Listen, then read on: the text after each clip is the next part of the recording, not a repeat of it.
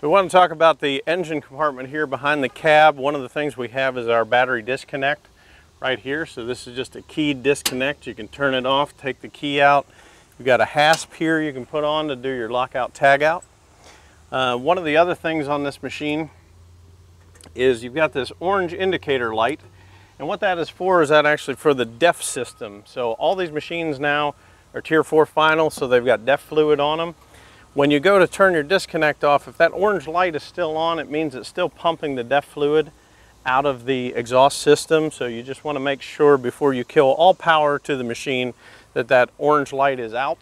All the DEF fluid has been purged out of the machine, and then you can turn the power off on that. A couple other things, we've got our air filter in here. It's a canister filter that comes out. Also in here is a cold weather starting package ether that's on here. This is automatically put in the machine itself. You don't have to spray any ether in it or anything if you're doing a cold weather start on the machine.